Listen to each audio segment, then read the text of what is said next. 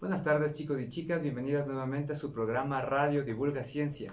Es otra semana más, estamos ya finalizando enero, este mes, creo que el mes más largo que he vivido durante los últimos 3 meses, han pasado un montón de cosas, pero bueno, estamos ya en 31 de enero, el último viernes de este mes que van a escuchar Radio Divulga Ciencia. Yo soy Roberto Vallejo y recuerden que estamos en vivo al aire en este momento a través de Radio Casa de la Cultura 940 AM y también en vivo a través de nuestras redes sociales. Pueden encontrarnos a través de Facebook, que estamos como Quinto Pilar Divulga Ciencia, y también búsquennos como Quinto Pilar en Twitter y como Divulga Ciencia en Instagram. Les cuento que también lanzamos nuestra nueva página, digámoslo así, o nuestra nueva cuenta de Microcosmos en Instagram, así que pueden ver muchas más fotografías de este mundo diminuto tomado con el teléfono celular a través de esta herramienta increíble que es Microcosmos. Vamos a tener, como ustedes saben y como les he contado durante este último mes prácticamente, que vamos a tener diferentes proyectos. Ya comenzamos con el Museo Interactivo de Ciencia con un pequeño taller de identificación de insectos y también de plantas nativas para que las personas puedan conocer también cuál es el rol de estos seres vivos en nuestros ecosistemas. A veces nos asustamos cuando vemos una araña en nuestra casa o tal vez en nuestro patio, estas hormiguitas que encontramos en nuestra cocina, pero tenemos que entender también que cumplen su función en el ecosistema y que el momento que las atacamos de forma muy hostil, como por ejemplo utilizando insecticidas o bueno, químicos que son demasiado fuertes, pueden afectar no únicamente a ellos, sino también a varias especies en este ecosistema.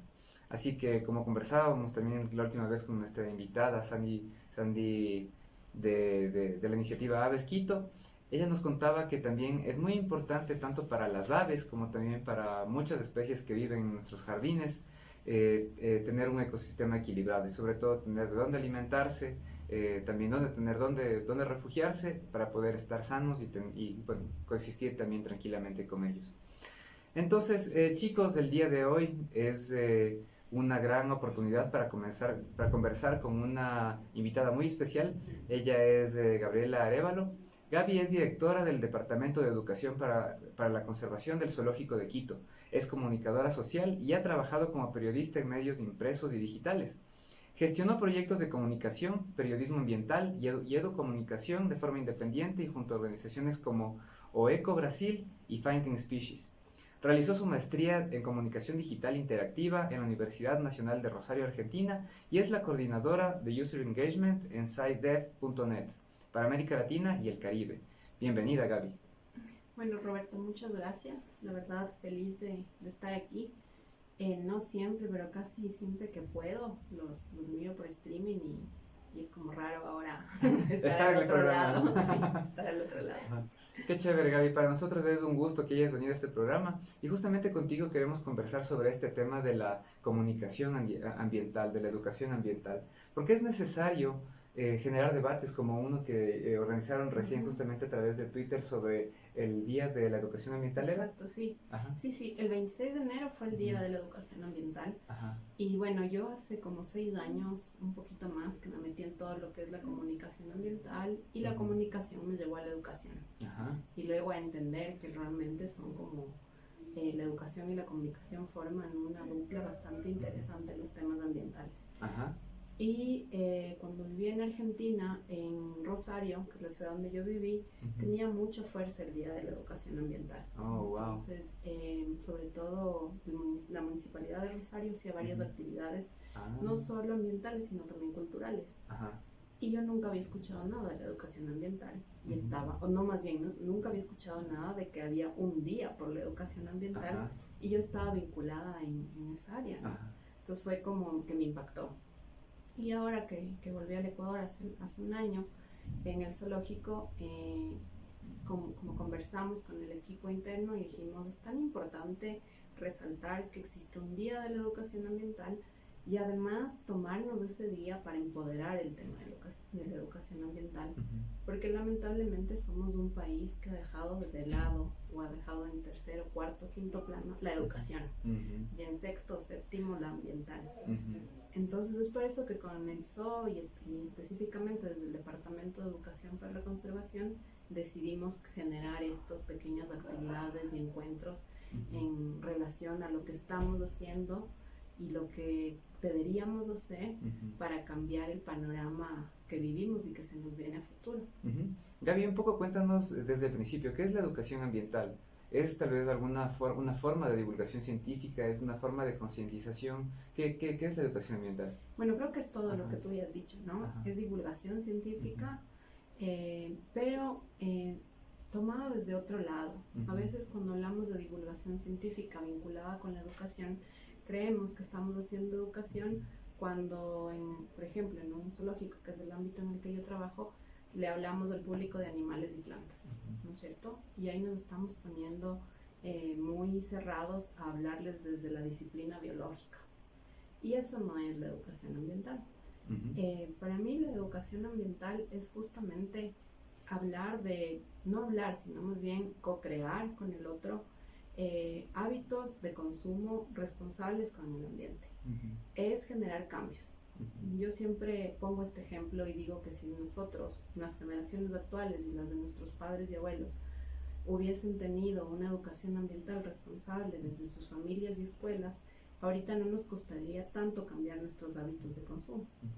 Y la educación ambiental quiere llevar hacia eso, a que las actuales y las nuevas generaciones empiecen a ser más conscientes con respecto a cuál es su incidencia y su impacto en el medio ambiente. Y también, hablando ya desde la educación para la conservación, en cambio, es lograr generar una relación entre la persona y el animal, en la cual la persona descubra que ese animal es parte de su entorno. Y no solo es parte de su entorno, sino también le entrega muchas cosas al ecosistema que a nosotros nos benefician, de los cuales no somos conscientes. Y independientemente de todo eso, es generar una relación que a mí me permita valorar, amar al animal y respetarlo y luchar por su conservación. Sí, creo que en los tiempos actuales en los que utilizamos demasiado la tecnología y no únicamente nosotros tal vez como adultos responsables, entre comillas, pero también jóvenes, ¿no es cierto? Estamos hablando, por ejemplo, de niños, de adolescentes, de chicos que están en universidad. Utilizamos demasiado las redes sociales, del internet, del teléfono celular. Entonces, creo que también es una forma en la que nosotros nos dispersamos. A veces no pensamos que es una preocupación prioritaria en el pensar en el medio ambiente, cuidar las especies con las que convivimos o entender cuál es el impacto que tenemos sobre los ecosistemas. Pero creo que es una oportunidad también y un reto crear, como tú dices, tal vez iniciativas o actividades que no únicamente funcionen educativamente de una vía, o sea, que les digamos, por ejemplo, mira, está mal maltratar animales, está mal pisar las plantas, etcétera, sino también involucrarnos un poco más con la gente y, como tú dices, tal vez de cierta forma co-crear estos contenidos, co-crear esta conciencia o generar iniciativas en las que a través de la experiencia la gente se dé cuenta cuál es la importancia de estas especies no únicamente para nosotros, sino también incluso para el medio ambiente o para temas que tal vez del ser humano no nos beneficia, pero que también son importantes. Exactamente, lo que tú dices de la tecnología ha generado una desconexión terrible de nosotros con el medio natural. Pues ahora pasamos más tiempos encerrados frente a una computadora, un teléfono o una televisión que afuera, que en nuestros propios jardines. También ya no vivimos con jardines, ¿no? Ya vivimos en edificios de cemento. Entonces creo que es muy triste la desconexión que tenemos con la naturaleza y que tenemos que empezar a recobrarla. Por otro lado, lo que tú mencionabas de esta relación con el animal, con la especie silvestre, es súper importante trabajarla desde varios ámbitos, porque no solo hay una desconexión con la vida silvestre, sino que además hay un total desconocimiento de nuestra fauna nativa. Y a nosotros nos es muy evidente en el zoo cuando llega gente y hacemos actividades súper sencillas o simplemente nos preguntan por la jirafa, el elefante y el león. Entonces es como que fuerte para nosotros evidenciar lo que los niños están aprendiendo. Están aprendiendo del león, del elefante y de la jirafa. O no, tal vez no están aprendiendo, pero es lo que tienen en su imaginario como los animales a los que de alguna forma, no sé, quieren ver o les genera algún tipo de curiosidad. Claro, tal vez es lo que ven en series, lo que ven en el internet, pero no conocen cuál es la realidad tal vez del Ecuador, ¿no? No conocemos nuestros animales, no conocemos. Nosotros hacemos un juego en el zoo que es pasarles la pelotita a los visitantes, y cada vez que yo te paso la pelotita a ti o tú a mí, te voy diciendo una especie nativa. Nos mencionan 3 o 4 y no se menciona más. Entonces, primero es eso, es conocimiento. Si uno no conoce, realmente no puede valorar lo que tiene a su alrededor. Y queremos fomentar eso, pero queremos fomentar un conocimiento de la fauna nativa desde otra visión, digámoslo así.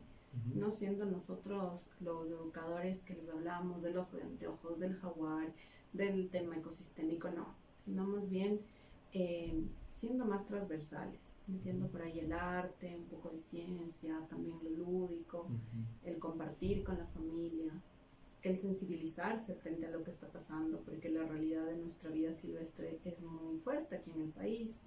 Un tema de tráfico terrible, la mascotización, el maltrato animal, y por ahí entrar por la sensibilización puede ser un camino que a nosotros al momento nos está ayudando. Y luego lo que te decía, ¿no? El co-crear, no sentir que el educador, el intérprete o el mediador lo sabe todo, sino más bien ir co-creando en base al diálogo, en base a la experiencia justamente que los niños, las niñas y las familias viven dentro del zoo. Claro. Cuéntanos más o menos, aprovechando este Día del Educador Ambiental, ¿qué actividades tuvieron en el zoológico como para realizar o implementar estas metodologías de educación ambiental? Bueno, chévere. Nosotros del domingo hicimos 2 talleres dirigidos a familias. El primero se llamaba Somos Animales, que es un taller muy, muy lindo que les invito a que se inscriban. No tiene ningún costo, es completamente gratuito. Y lo que nosotros hacemos es que llegan las familias, hacemos un recorrido más o menos de unos 40 minutos por el zoo e intentamos dar prioridad a los animales que están en peligro de extinción, porque eso genera curiosidad. Entonces es como que les decimos, ¿sabían que hay animales que viven en Ecuador y que están en peligro de extinguirse? Y los niños quieren conocerlos, los niños y las niñas quieren conocerlos.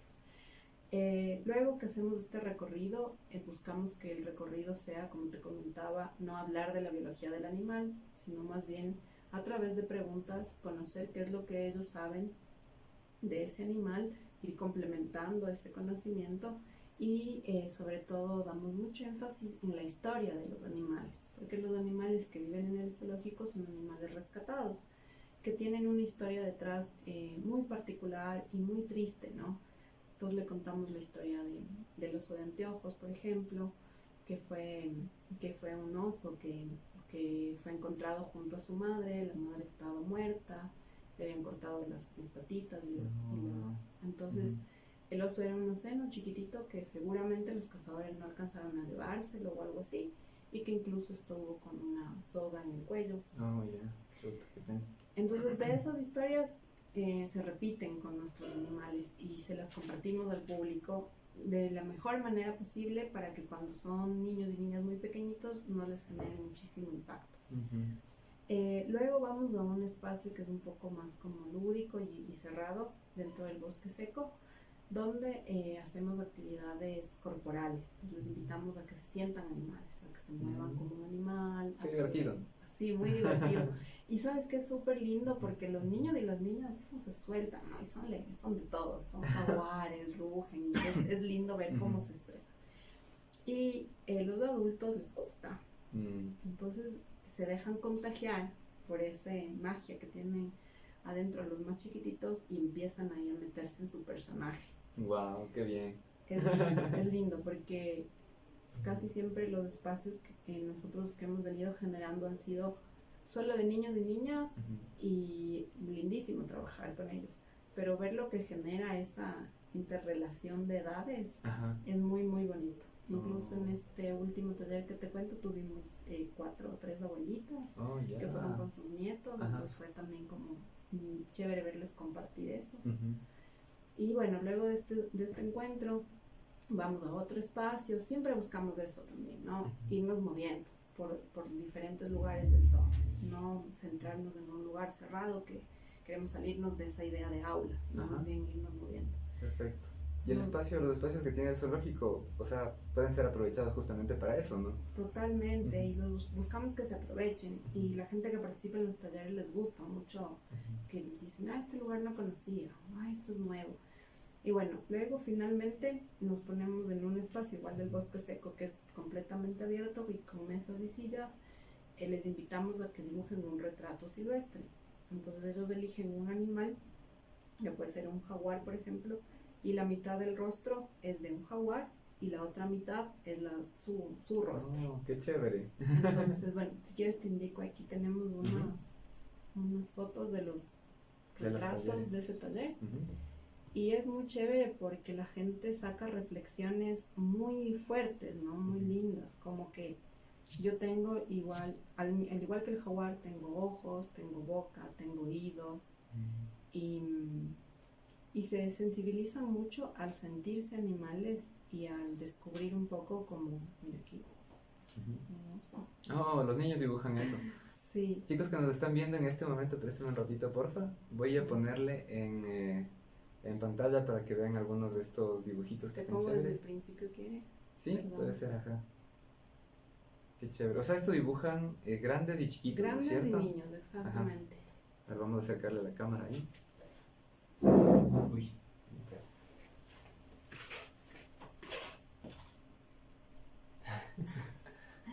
Entonces, nosotros no les decimos, siéntete como animal, tú cómo sentirías si estuvieses en una jaula de 2x2 si fueras un... No, eso no les decimos, ellos lo van descubriendo, mientras dibujan, mientras descubren sus cuerpos, mientras miran a los animales que están en el zoo. Entonces nos sorprenden también con sus reflexiones. Al final se les entrega una semilla y esa semilla es sembrada en una cascarita de huevo, que también la traje por ahí. Y se les plantea, o se comprometen ustedes a cuidar esta semilla hasta que germine, crezca y luego plantarla, porque son semillas de árboles nativos del bosque seco, o las quieren dejar aquí y nosotros las cuidamos. Entonces hay gente que al principio como que tiene miedo porque dice, sí, se me muere y no sé qué. Les decimos, antes de tomar la decisión, háganse ustedes la pregunta, que les invito también a quienes nos escuchan. ¿Qué le damos nosotros al ecosistema? ¿Qué le entregamos de bueno, no? Porque de malo un montón de cosas al ecosistema. Entonces la gente no sabe qué responder y casi siempre las respuestas son basura, contaminación, etc. Y ahí dicen sí, o sea, por lo menos hoy que ya tengo 40, 50, 60 años, voy a dar algo al ecosistema. Me comprometo a cuidar la semilla y lo voy a sembrar en algún espacio verde de Quito. Qué bonito, qué chévere experiencia. Sí, es muy lindo, tanto creo que para los visitantes, pero sobre todo para nosotros como educadores y educadoras, sentir la reacción de la gente y aprender también de las relaciones que ellos tienen con la vida silvestre. Por supuesto, y creo que también el zoológico es un muy buen espacio para hablar de esto. En el siguiente segmento me gustaría conversar también contigo un poco más del trabajo que hacen en el zoológico de Guayabamba. Sabemos un poco de primera mano porque les seguimos, somos un poco fans de ustedes y nos gustan las actividades que realizan, pero antes de entrar a ese tema me gustaría también saber cómo fue esta iniciativa que tuvieron de hacer... El Día de la Educación Ambiental. Ajá, y de hacer sobre todo a través de Twitter una discusión, un debate sobre este Día del Educador Ambiental. Bueno, esto nace porque desde hace 6 años en Madrid, que yo creo que hace más o menos 6 años que me vinculé con esta área de trabajo, en Madrid en España, un grupo de 3 personas deciden debatir en Twitter sobre educación ambiental. Entonces hacen un debate entre 3 y este debate, después de todos estos años, deriva en que cada 26 de cada mes realizan un debate. Entonces hablan sobre diferentes temas, ¿no? Por ejemplo, los ODS en la educación ambiental, el ecofeminismo, las escuelas y la educación ambiental. Todo a través de Twitter. Todo a través de Twitter. Y se va sumando gente y terminan siendo un colectivo fuerte, creo que son más de 30 personas que son parte de este colectivo. Entonces sus debates ahora son incluso 5.000 tweets en una hora. Aparte, quieren hacer tendencia entonces. Exactamente. Y es muy chévere ver la discusión, porque es una discusión que tú no encuentras aquí en Ecuador, ni en textos, ni en charlas o talleres del tema. Entonces es una discusión muy, muy buena porque es de gente que está trabajando en temas de educación ambiental. Este año ellos el año anterior realizaron un encuentro mundial en España donde hablaron sobre educación ambiental, y este año ellos están vinculados directamente en temas ya como de políticas públicas, pidiendo no sé si es congreso lo que ellos tienen, que se genere como un tipo congreso ambiental, algo así, y planificando o creando un plan de educación ambiental para España. Entonces eso a mí me motivó mucho el hecho de este tipo de debates. Entonces siempre le decía a Martín, hagamos un debate en Twitter. Yo quería debatir sobre educación ambiental, entonces eso nos motivó. Lo hicimos el día domingo a las 7 de la noche, con pocas esperanzas, porque dijimos domingo 7 de la noche, ¿quién se conecta a Twitter a hablar de educación ambiental? Pero claro, la verdad tuvimos buena acogida para hacer el primer debate.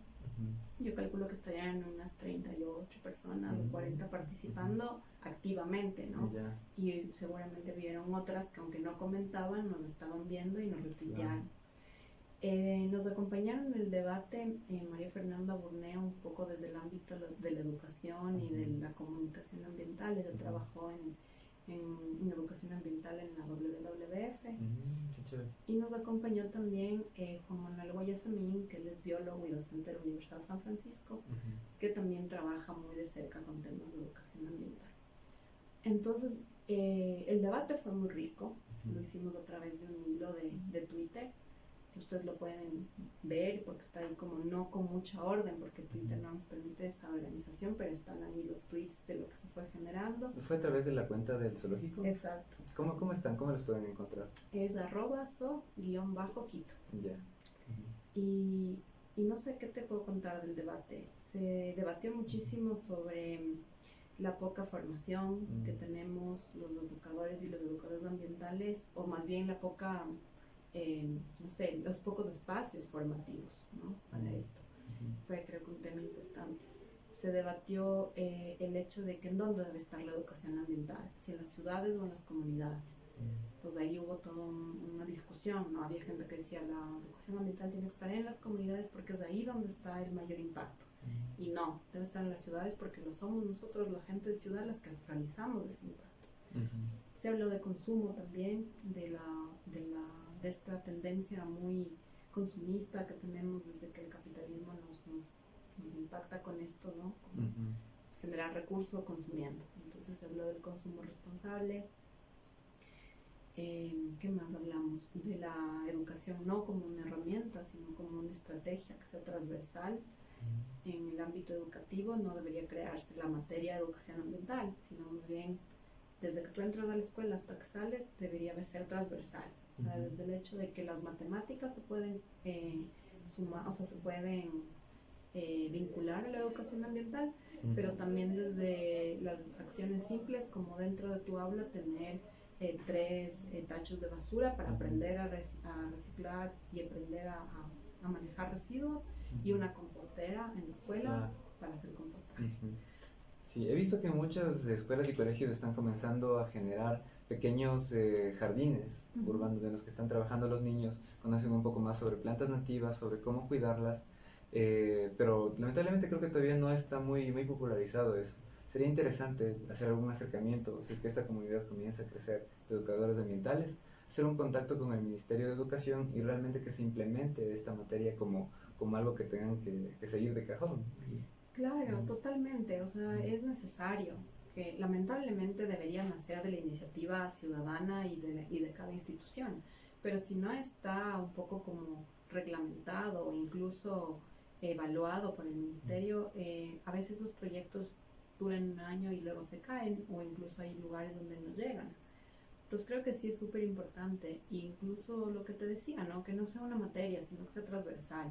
A partir de un huerto orgánico dentro de tu espacio, ya sea de tu familia o de tu casa, aprendes todo.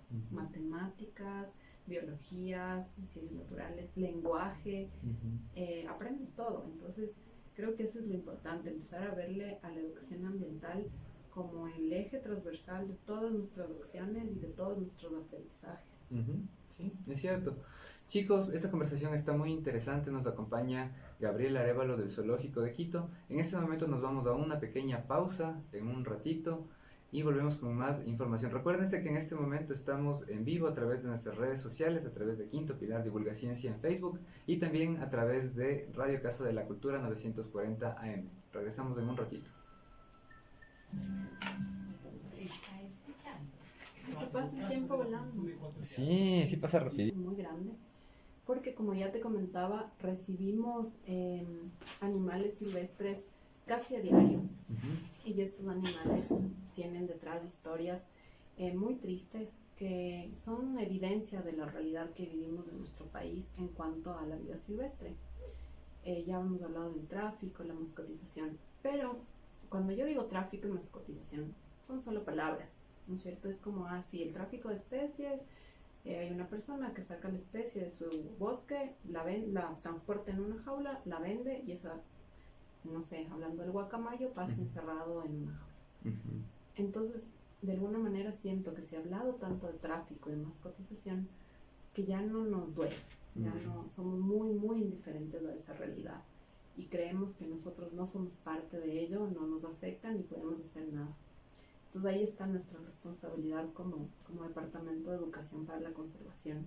Primero, evidenciar el sufrimiento que los animales que nosotros recibimos tienen al ser sacado, extraído de su hábitat natural.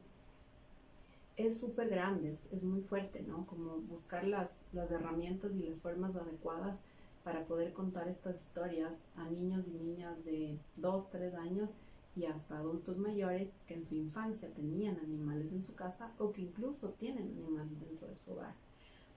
Como para contarles algo que a mí me impactó mucho porque acabo de cumplir recién 1 año en el zoológico, es mi primer enero, ¿no? Entonces mi primer inicio de año, me impactó muchísimo la cantidad de animales que recibimos en enero. En enero tenemos ya 2 lobitos que pasaron por el zoo. Una de las lobas que aún continúa en el zoológico estuvo por supuestamente 4 meses, los veterinarios y las veterinarias piensan que son más, bajo una cubierta como un techito de zinc con una soga amarrada al cuello a metros de una casa. Llega al zoológico obviamente desnutrida, totalmente improntada, es como casi un perrito. La improntación es cuando un animal ya está muy cerca del ser humano, siente que el ser humano es de su misma especie. Cuando esto sucede es imposible liberarle al animal nuevamente en su hábitat, regresarle a su hábitat. Entonces ese es el trabajo del zoo, recibir estos animales en clínica, darles atención veterinaria inmediata, por algunos meses tener tratamientos todo el tiempo, rehabilitarlos y si es que es posible, que es lo que siempre esperamos, volver a reintroducirlos en su hábitat natural. En caso de que no sean reintroducidos, hay animales que se quedan en el zoo y otros que son movidos a otros centros de rescate. Depende de muchas circunstancias, ¿no? Depende que el centro de rescate tenga la infraestructura y tenga las posibilidades de poder recibirlo, y también depende de la especie, ¿no? Porque a veces, como el caimán, por ejemplo, que también recibimos en este año, no es andino, entonces es mejor que esté en un centro de rescate donde tenga la condición climática adecuada. Y los animales que se quedan en el zoo, muy pocos están en recintos, en espacios para que el público los pueda ver. Otros están fuera de recintos, en espacios ya como de clínica, de cuarentenas, recibiendo cuidados adecuados. Entonces, es fuertísimo lo que tú dices, porque claro, hay mucha gente que ve a los zoológicos como estas prisiones y lugares donde se exhiben los animales. Y creo que al ponernos frente a esa postura es importante analizar cada uno de los casos. En nuestro caso, si es que esto no existiera el zoológico, no existiera un espacio en Quito donde recibir animales, hay otros centros de rescate, obviamente dentro de Quito, pero la cantidad de especies que llegan tal vez no tendrían espacio en estos otros centros. Y por otro lado, ¿por qué están en recintos con vista al público? Primero, porque nosotros no recibimos fondos externos, sino que nuestra gestión se gestiona a través de una entrada. Y por otro lado, aunque a mí, sinceramente, me ha costado entenderlo, porque también me cuesta ver animales encerrados, sí nos permiten tener una cercanía, tener una relación con el animal. Entonces, ya te digo, era muy difícil para mí comprenderlo y hasta ahora me cuestiono muchísimo esto, ¿no? Me encantaría que no existieran zoológicos y que hagamos educación ambiental sin zoológicos. Pero, por ejemplo, hace unos días que estuvo Gino aquí, él nos decía que en conversaciones con gente del ámbito nos decían que cuando, me invento, 200.000 personas entran a un espacio durante un año en un área protegida, uno de nuestros parques protegidos, ¿cuál es el impacto que ellos generan dentro de esos espacios? Es fuertísimo el impacto ambiental. A diferencia de que si entran a un espacio como el zoológico, que si bien es un espacio de relación con la naturaleza, está mediado, tiene caminerías, hay cierto control, el impacto ambiental no es tan fuerte y permite tener esta relación más cercana con la vida animal. Sí, creo que es muy cierto. Antes de continuar con este tema, vamos a mandar saludos a las personas que nos están escuchando en este momento. Gonzalo Ruiz nos escribe a través de Facebook. Muy interesante lo que dice Gabriela. Saludos desde Argentina. Katy Garzón también nos dice: excelente que ya estemos hablando de educación ambiental a diferentes niveles en Ecuador. Soy una apasionada por el tema. Definitivamente la educación ambiental debe ser un eje transversal para todo. Saludos desde México. Saludos, Katy. Sí, justamente lo que tú dices, Gaby. Creo que, bueno, en mi caso, a mí también me da mucha pena ver animalitos encerrados, pero sobre todo lo que tú nos comentas, o sea, escuchar las historias de por qué estos animalitos están ahí, creo que es lo que más te conmueve, porque finalmente te das cuenta que los zoológicos se convierten en un espacio en los que vemos cuál es el impacto del ser humano en la naturaleza y en estas especies. Entonces creo que despierta una conciencia en la que dices, bueno, qué pena, pero hace algunos años nosotros también pensábamos en, por ejemplo, tener mascotas, comprar tortuguitas que no sabíamos de dónde venían, o algunos otros animales. Pero ahora, a partir de la educación ambiental, a partir de los espacios que realizan educación ambiental y te muestran cuál es la cruda realidad de nuestra sociedad y también del medio ambiente, entonces creo que sí ayudan a cambiar esa concepción. Sí, totalmente. Y como para contarles algo que a mí me llenó mucho, es que en el Día Mundial de los Animales nosotros decidimos como departamento invitar a algunos artistas y nosotros mismos también personificar a los animales, ¿no? Entonces maquillamos los rostros de osos, de jaguares, de búhos, y desde esta personificación les contábamos a la gente nuestra historia, ¿no? Diciendo, de alguna manera dándole voz al animal que está en recinto. Tuvimos un impacto muy lindo, una cercanía de parte de los niños y las niñas que nos llenó, creo que muchísimo ese día, porque sobre todo les decíamos, hagan silencio, contémplanos en silencio, así como buscando también ese respeto al contemplar al animal. Y luego a mí me pasó que yo estaba justo con osos de anteojos, un niño me escuchó lo que yo repetí como 10 veces y se fue a unos 10 metros más allá, y a la gente que iba entrando al recorrido les iba diciendo, shh, hagan silencio. Qué bonito. Entonces fue lindo. Luego hicimos una presentación de todos estos animales en el auditorio con un grupo de gente, y hubo una señora que al final de la presentación se puso a llorar y nos dijo que gracias porque ella tiene aves, que tenía, me parece que guacamayos, porque la representación era de una guacamaya. Entonces yo tengo aves encerradas en mi casa y ustedes me han hecho ver otra realidad, y que en realidad yo les estoy haciendo sufrir y voy a soltarlas, o sea, voy a dejar de tener estos animales.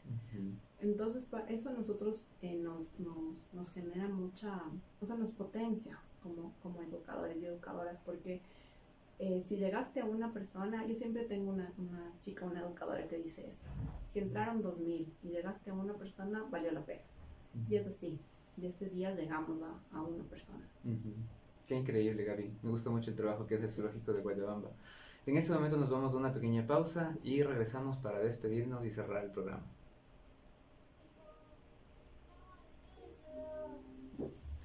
Chicos, estamos de regreso con Radio Divulgaciencia. Yo soy Roberto Vallejo. Recuerden que estamos todos los viernes a partir de las 5 de la tarde hasta las 6 de la tarde por Radio Casa de la Cultura 940 AM. También estamos en este momento en vivo a través de nuestras redes sociales. Pueden seguirnos a través de quintopilar.divulgaciencia en Facebook. Divulgaciencia en Instagram y también en Twitter como Quinto Pilar.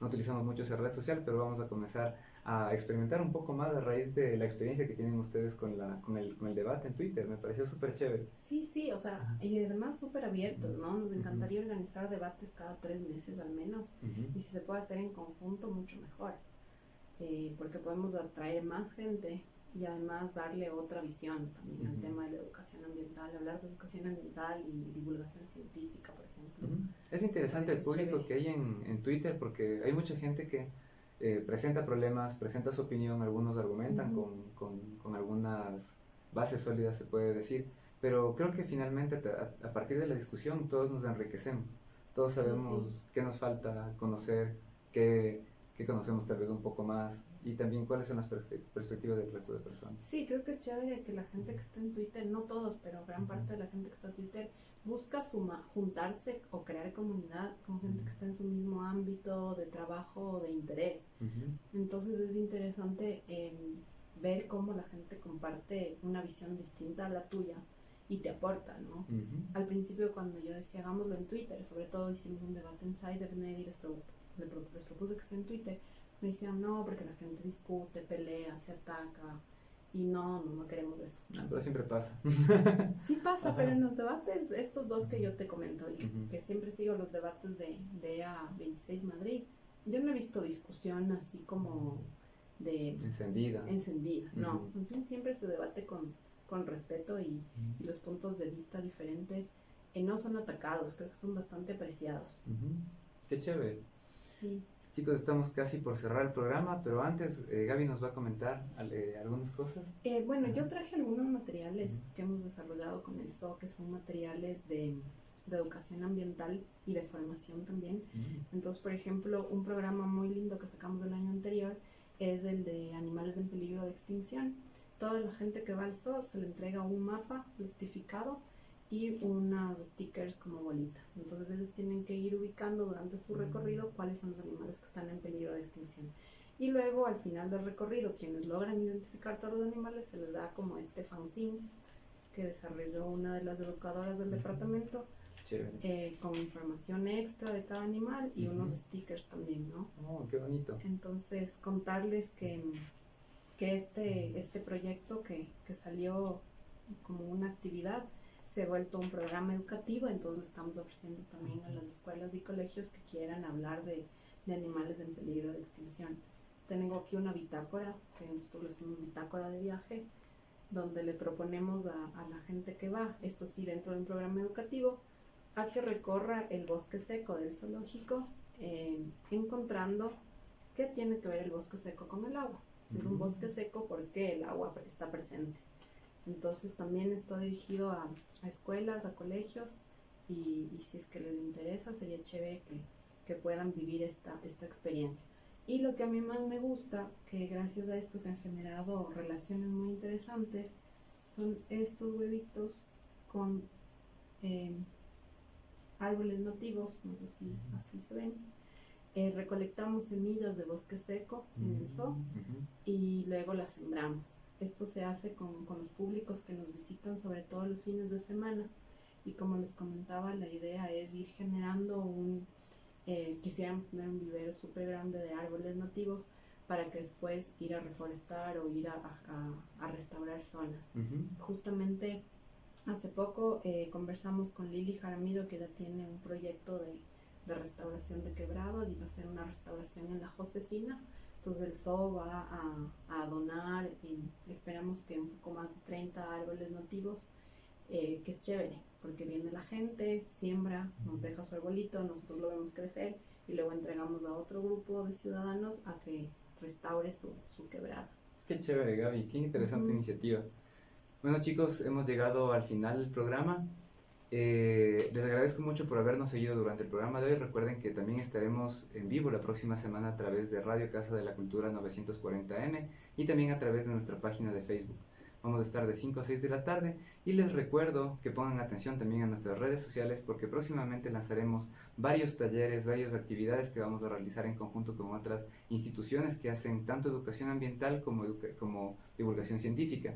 Nuestro objetivo también es justamente trabajar para despertar esta conciencia de conservación de los ecosistemas y también para convivir mejor con el resto de especies. Obviamente a través de la divulgación científica en diferentes espacios, tanto como en el espacio público, también como en las redes sociales y también en museos y jardines, como el Jardín Botánico, por ejemplo. Así que hay muchas sorpresas y recuerden también que Microcosmos, nuestra herramienta que es para convertir tu teléfono celular en un microscopio, está disponible en todas las papelerías Super Paco del país a un precio de $13. Y durante la siguiente semana vamos a estar con una promoción de 2 microcosmos por $20 con envío incluido a cualquier parte del país. Así que aprovechen esta promoción, conozcan un poco más sobre Microcosmos y también se van a enterar de las actividades y de los proyectos que tenemos de ciencia ciudadana con esta herramienta en colaboración con otras instituciones del país. Muchas gracias, Gaby, ha sido un gusto compartir este espacio contigo. Espero que nos acompañes en el futuro para comentarnos cuáles son las actividades que va a realizar el zoológico. Chévere, muchas gracias por el espacio, siempre abiertos como a seguir trabajando en conjunto. El microcosmos en el zoo, cuando lo hemos usado, ha sido una herramienta muy potente para descubrir de otra forma la naturaleza que tenemos cerca. Así que chévere que podamos en este año hacer talleres. Invitarles a todos y a todas que nos reencontremos con la naturaleza, que invitemos a nuestros niños y niñas a ese reencuentro y que nos convirtamos en educadores y educadoras ambientales desde nuestras casas. Muchas gracias, Gaby. Hasta luego, chicos, que estén muy bien. Chévere, Gaby, muchas gracias.